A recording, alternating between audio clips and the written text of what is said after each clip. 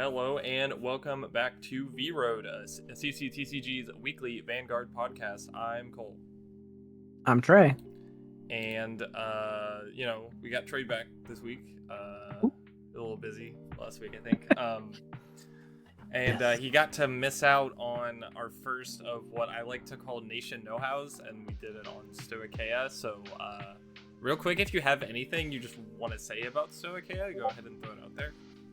To be fair, I enjoyed every bit of that podcast. Listening back to it and listening to it as an outsider for once on the podcast was kind of an interesting take. It felt kind of not necessarily disheartening, but I was like, oh man, I was a little sad that I was busy to record because I really enjoyed the discussion. Like I don't have too much to add to it just because there was so much great conversation already. But Stoicheia is super fun. I love its diverse range. I love the fact that it's such a normal order based nation essentially. I think it's super fun and enjoyed every bit of that conversation. What's your favorite Stoicheia deck? I'm a little biased. I have to say Maelstrom as like. Oh yeah. I should have expected that. My favorite. Yeah. But one of my sneaky favorite decks in it is Claudine. I don't know why, but there's something about that flower girl that's super fun. I'm not saying you've never played that deck. I've just never seen you play that deck. It's funny enough. I think I may have played it against Jared once on Wednesday nights, but Thursday nights is actually where I ended up playing it more.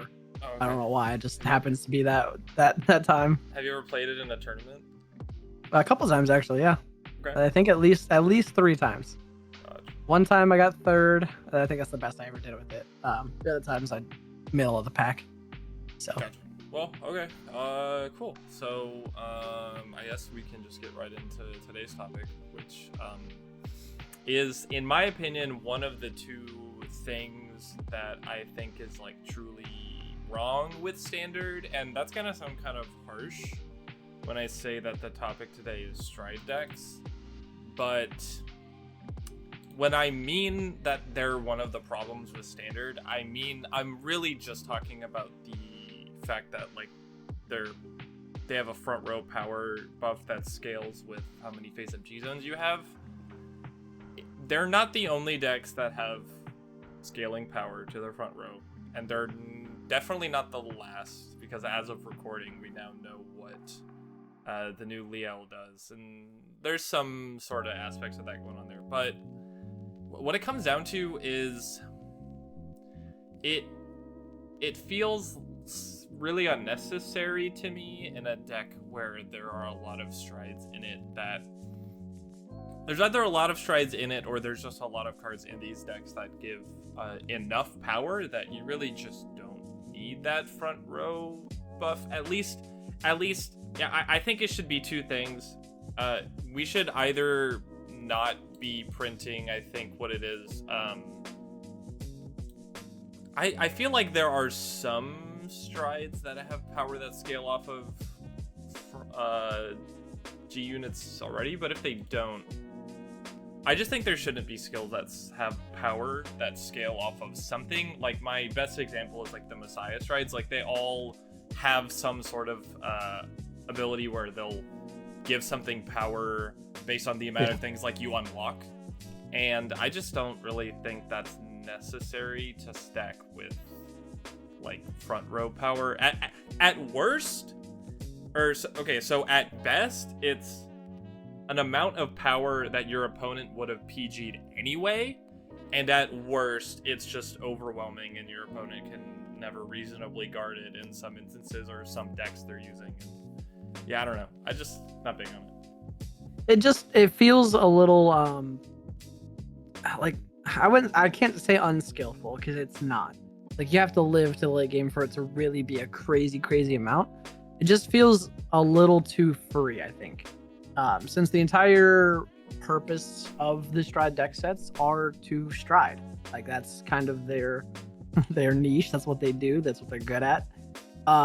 So I think they had a theory that was a good idea in theory, where it helped the game a little bit later kind of get that security of the win. I think they should have changed it, and they should have done it with the first Jet deck. They should have eroded it or replaced the crest in them to say something different. Like I think it would have been fine and not as oppressive if it said like something instead of saying every face up card in your G zone give 5k, it should say for every 2 cards face up in your G zone give 5k.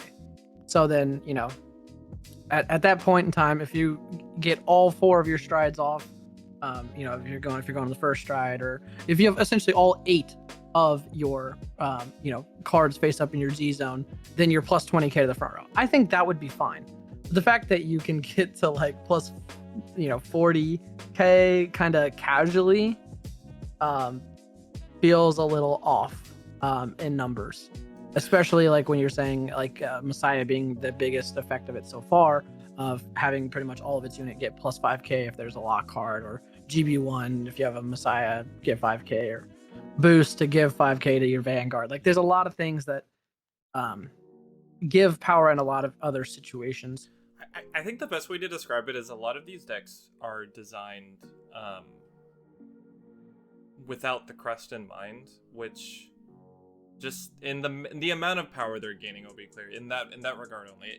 In other respects, it's like fine, but when you look at like Shiranui and you have like a front row buff from a crest coupled with your restanders that, well, one of them is getting like 10k if you've dominated at all, the other one is getting 5k for each time you dominate. So it's like on second stride, that one regard that's scaling off of the amount of times you've dominated, it's like it's getting plus 25, 10 from the crest, and 15 if you did Mukuro, I think is the one with the on stride effect from Oboro to dominate that way. So yeah, like it's just, it feels really unnecessary, and it's, in my opinion, the biggest thing that like contributes to why Shiranui is so dominant, because it's just not, I feel like there's a lack of awareness from the design team in how this is. And I think even in the most egregious cases, a deck like Shiranui that has 2 restanders wouldn't really be much of an issue if they were all pretty manageable to guard, or like you hit like a defensive or 2 and it like can slow down at least like their first stride or something, you know? Yeah, 100%. I mean, a lot of power. I mean, there's a couple. I mean, unfortunately, there's a lot of things they could have done to change it. At this point, there are too many deck sets in to really change anything about it. I mean, if you go back and look at really how impressive it was when Jet came out, Jet didn't lose the late game. If you got them to their second or third stride, like, you were losing. Like, that's just kind of how it went. I can't necessarily say it was like an instant lose.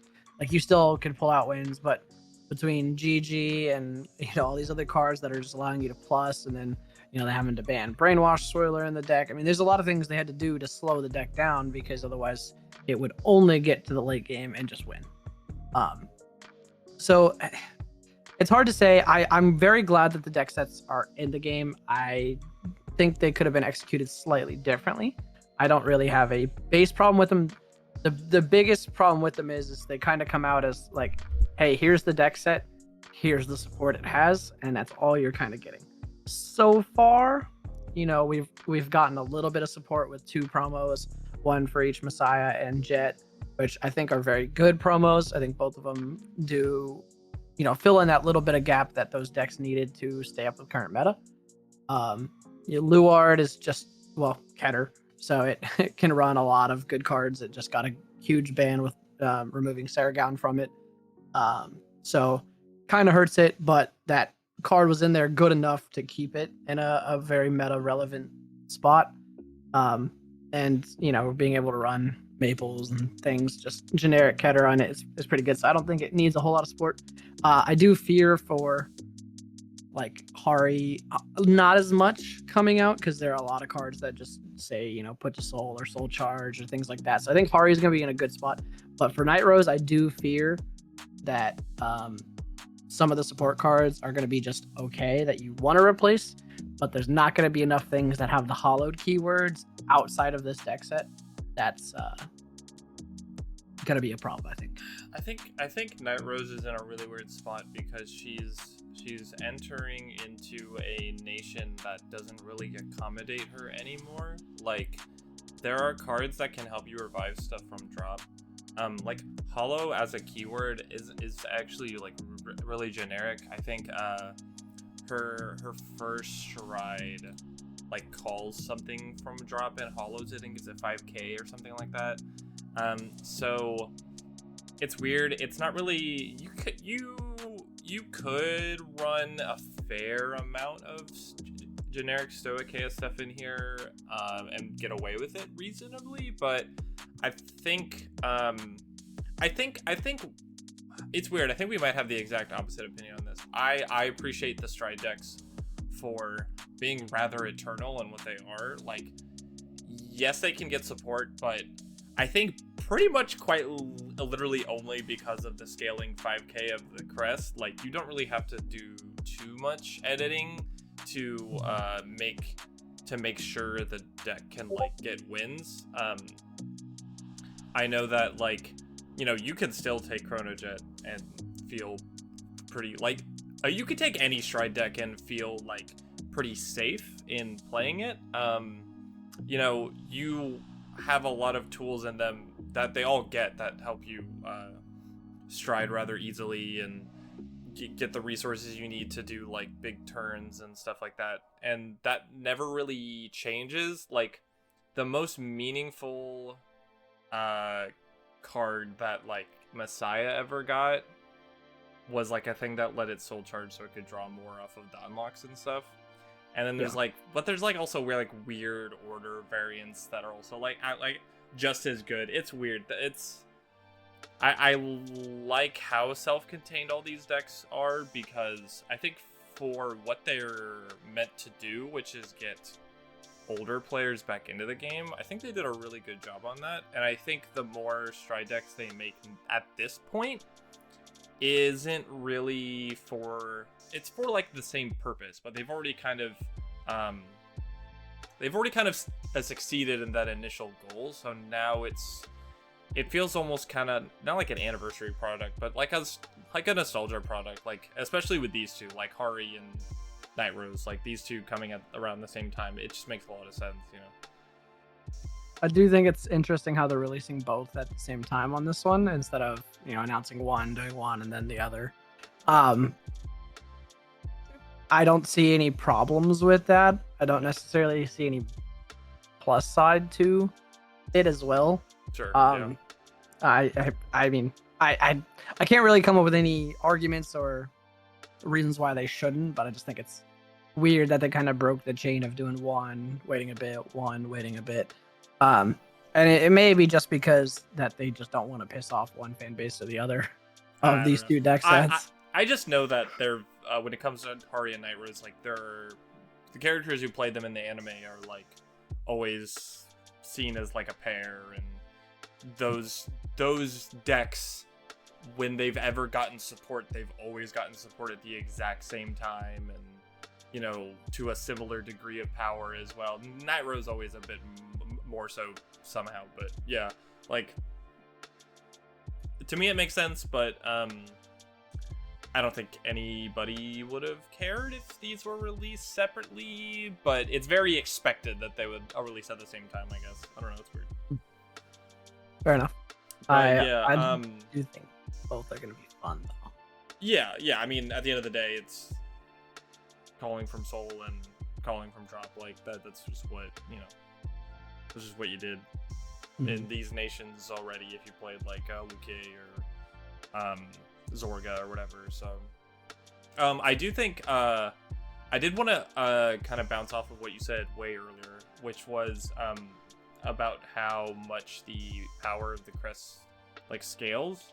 And I had a little discussion with a buddy on this in a Discord the other day, but just if it was like for every 2 face up G units on your Vanguard Circle and G Zone, you get 5k. So turn 4, you know, you get 5k because you'll have the one on your Vanguard Circle, and then so essentially at GB2 you'll get plus 5k, and then at GB so every other GB you'll get 5k, and I think that would be really good because it would make, oh, do I want to go into like my finisher stride or go into my first stride again, like a really meaningful decision, because that's the only way you would really be able to jump from 5k to 10k in this instance. If you did like Fate Rider Dragon twice, or what is it, a Mugen Tenbu twice, or whatever it is. So I think if it was that and it still scaled, it would be fine, because if you like use your finisher on your turn 5, like you're not getting to 10k until like your turn 6, and then it would be way more manageable, I think. I mean, I think, yeah, there's a lot of ways they could have done it. I do still think the absolute best way they could have gone about it is they could have just made it a GB2 skill, where if you GB2, if you have obviously 2 up in your face zone, or 2 face up in your zone, just give 10k to the front row. If they would have made it a flat 10k, essentially it's just every time you're striding, or even if you miss stride, it's just essentially a persona ride. Like, I think that would have been perfectly fine. Because I mean, in reality, you're already getting an additional 15k power to your Vanguard anyways, just for striding. It's so weird. So, I understand if the point of the crest power was to make up for these decks not being able to persona ride, but I think that like ignores the inherent advantage that a stride can give you, like 15k to your Vanguard and another drive check. Like, yes, it is technically a wash because you have to discard a card to get that extra drive check, but that's never really been a problem in Vanguard, I think. Triple drive goes a long way in this game. So, it's like you said, there's a lot of ways they could have changed it, and I think the important thing is that they won't. I think we can both confidently say they never will. And that's fine. Like, I can live with it, really. At the very least, cards like, like Elementaria and, more defensive decks coming out, and more defensive options in general, with like more cool blitz orders and stuff like that, and the Regalis pieces and all those, I'm never gonna say they're a necessary evil, but they're definitely there, and they're not, in my opinion, as much of a problem as they used to be. As far as like, Shiranui is still like the best deck in the format. At the very least right now, Shiranui is the only best stride deck in the format. So, Yeah. But I will say, with our current meta and our, upcoming releases between set 3 and a couple other things coming out, and we know that things are already just kind of innately getting tankier with more cards that just say, hey, here's extra shield. Shoot, the box topper for the sneak release set just is a Orphis card that's adding an additional 5k shield. Like, pretty decent card. I mean, it leads to a path for stride decks to become more relevant again, because the stride deck's biggest problems were, well, if they're not going second, they're not striding. That hurts. But now they can play that later game where that's where they thrive, because your opponent's tankier. You're having to get those more strides in to kind of push to the end. So I think coming up here soon, Chrono Jet's going to make a huge revitalization. I think I could see it coming back into like current meta fairly good, just because it does have, I think it doesn't have its ban anymore in English, where you can run Brainwash Swirler and GG again. So you could just pretty much cycle your deck, draw a bunch of cards, go about everything that you want to have a late game. Yeah, and there's been like a lot of time between these decks coming out and where their nations are now, and especially when you look at like, these decks could run like energy cycler, like these decks could run energy cyclers, and what I keep forgetting about those cards is that like, oh no, you can't use their persona right effects. That's okay, who cares? You can still spend the 3 energy to draw a card when you guard with them, which is just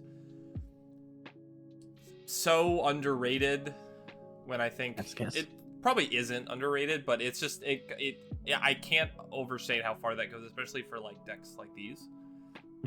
I think just including those in your deck would be like would just help it keep up really well, you know.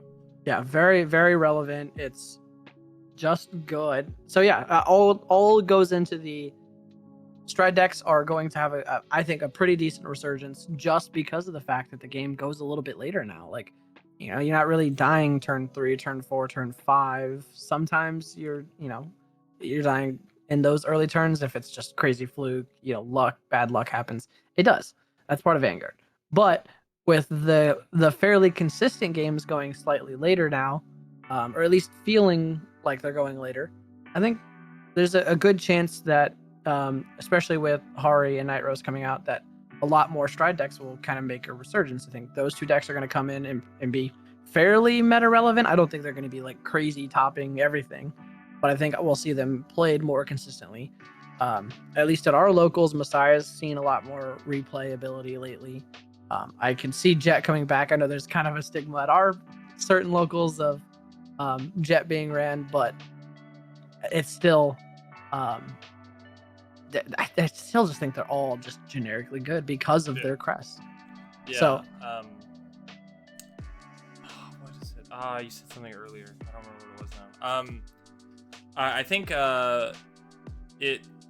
Oh yes. Okay. So I didn't really think about it that way, but I do kind of agree. I don't know how many people will end up playing these decks in a meta standpoint, just because it's like people really like playing like the new stuff and they're gonna want to play the new stuff. So while I don't know how much I can say that, like, you know, Jet or Messiah will come back in any meaningful way, you know, Luard and Shiranui are still like really popular decks and they're fairly recent, and then, you know, Hari and Night Rose, and they'll be fresh, and people will really want to play those decks.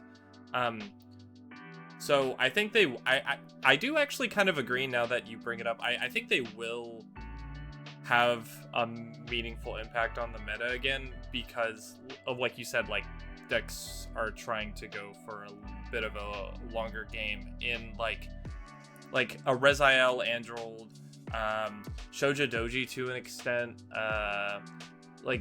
decks like those that aren't exactly built to try to kill you early like some other decks are. You're like guaranteed a long game against them, or at least like a mid game where you're not dying like on turn 4 max or something. Like, you know, there's still like the Youthberg full blast that haven't gotten any worse, or like the Leonorans that can have a really big turn 4 and stuff like that. But I agree actually. Yeah, I think if you go into a tournament with one of these, you might be surprised how well they do, especially if you update them. I don't think they're bad when they're not updated, but I think the only thing you really lose out on is how tanky the deck could be without like energy cyclers and stuff. And yeah, so any of the energy cyclers are going to be good. I mean, obviously in Chrono Jet, there's Brainwash Spoiler. You bring that into the deck because it's just a generically great card and Zargon does a lot with that one. So Zargon's also very good as a budget option. Messiah, you have Makanis that are just very good. Soul Charge 1 and then Shove to Soul for another effect. So essentially Soul Charge 2. Luard, you kind of lost out on Saragown's the dog card because that card's just so good. But you also have a lot of painkillers. You have Maples that you can run. I mean, there's a lot of other generically great Keter cards that you can run in there and feel okay about. Shiranui's just Shiranui. They're gonna do their own thing. It's fine. They're all good. They don't really need the help. No. They don't need help. I mean, they're, you know, run grade 4 Nirvana. It's fine. Like, restand there. So you have another restander. It's just good. I do think there are going to be a couple of good cards that are like, you know, that are relevant, and like the grade 3 discard if you're discarding for Stride, or if you have a grade 4 Vanguard, draw a card. The like Nocturiso for Dark States, Marstogi for Rank 8. I mean, there's all these generically good cards that will go in those G4 decks. The grade 1s from Festival. The ones that like when you discard a card, you can like Energy Blast 3 and remove them and get that discarded card back. So like when you discard for Stride and all that. Yeah, so you can keep cycling. I think those are going to be very good. Those grade 1s specifically for your second Strides. Like if you're only running like one additional copy of the other grade 3, if you can say, hey, I'm going to set up my drop or my board to have one of those, so when I discard to go into that turn, I can guarantee myself for another one for the next turn. I think it's probably going to be the most relevant in Luard, personally. Yeah. Just for second Luard Stride. I mean, running that one Luard and then filling in with more of those grade 1s, you can, almost guarantee that you can ditch. Well, you don't even have to discard it to ride. You just put 2 cards back to deck. But you can almost guarantee you can get 2 Strides out of that 1 card, which is pretty good.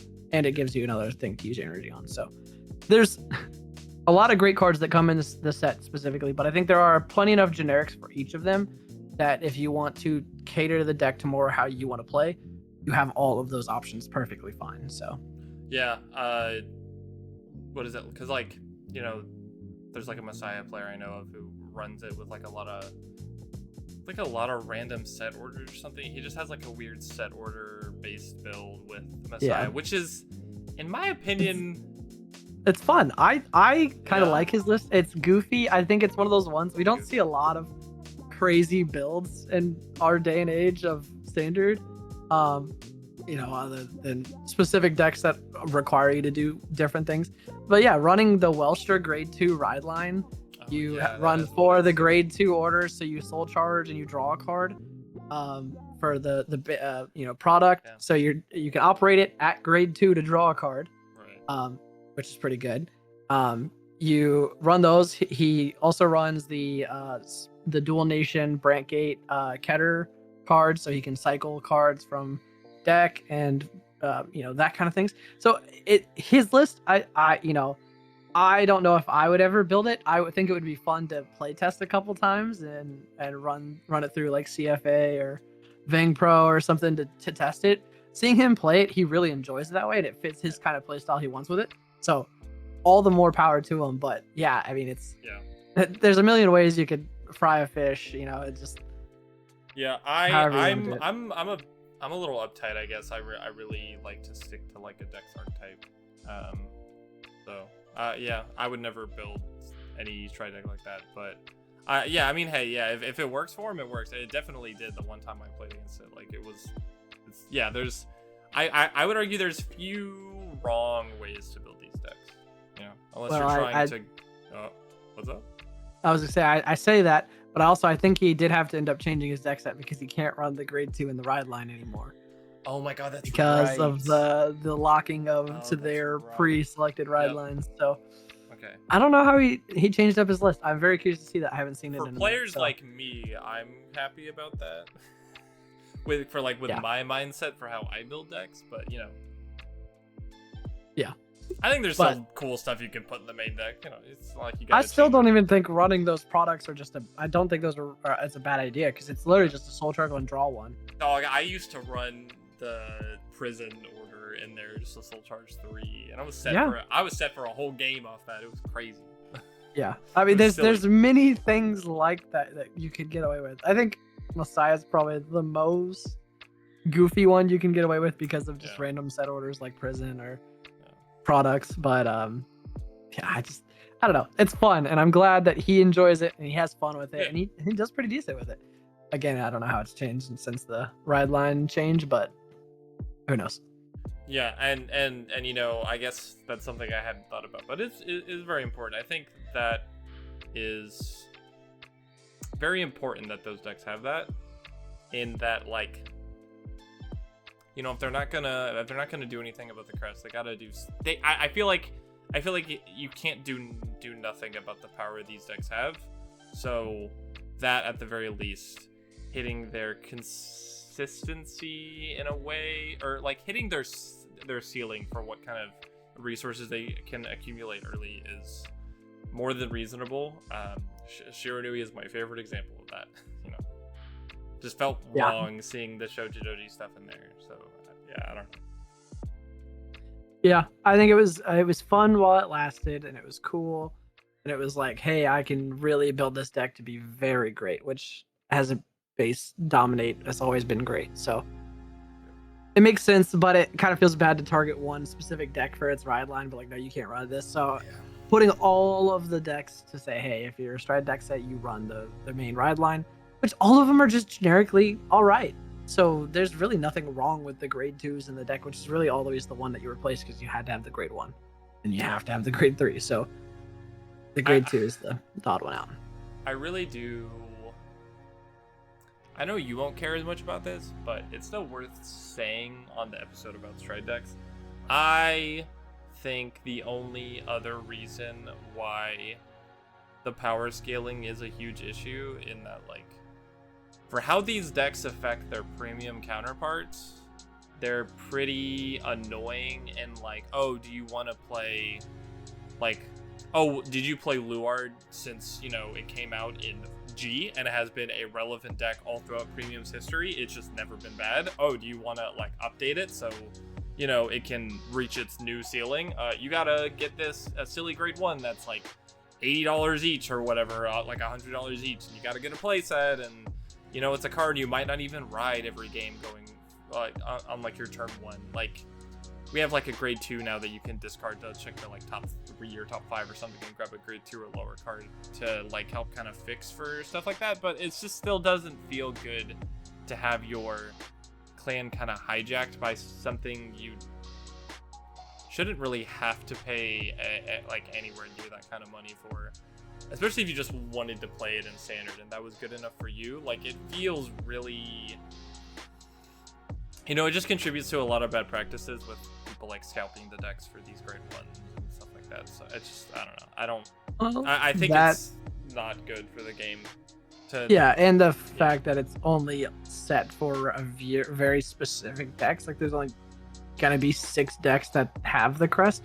So it's just like, oh, I'm gonna play this one deck because it power scales the best, and it's like, all right, that's kind of unfortunate. Like, what is it? Well, at least, you know, in Premium, like, there are now, I can confidently say, like, multiple Shadow Paladin builds. Like, you can do Revengers, like you've recently picked up, that can win games. It's what it does is really, really strong. And you know, like, maybe a little one note, but it's put in a clan with like a very good and versatile G zone that it can do stuff out of that, and it doesn't need plus 5k with front row for everything it flips up to win at all, like even a little. I just feel bad for like Luard players who feel like they need to get something like that now when you shouldn't really have to have that feeling. My only hope is that at some point they make maybe like a really small set, maybe throw them in like a reprint set, like a festival booster, or like a triple drive booster or something like that, and reprint all like the ride lines of the Stride decks in there, and just to fill out the set if they need to. And at the very least, like the grade 2 and the grade 0 nobody will care about, but the grade 1, like having those in circulation, and in like a reprint set, or if they're print to the same like frequency as like, you know, a trigger would be in a set like that. I think it would fix the last, like, I think it would fix the only truly unnecessary problem about these. I can look past like a plus 5k to the front row here and there. It's annoying, but it doesn't always auto win games. It sure can, but not so much anymore, I think. Yeah, for sure. Yeah, I was gonna say, sneak peek, you kind of said it, I did pick up a premium deck, so we're planning on here hopefully soon gonna start uploading some fight videos. So if just a little bit of a sneak preview, some premium games might be in there, who knows. Yep, some premium games, hopefully some standard games with the new stuff in set 3 coming out in a week, or probably the week of release of this. So yeah, with that all being said, I think we'll wrap it up here. If you listened all the way through, thank you. If you like this kind of stuff, be sure to like the video and subscribe to keep up with stuff we will pump out, like those fight videos and, you know, maybe some other stuff leading up to set 3. So until next time, I was Cole. And I was Trey. and we'll see you in the next one.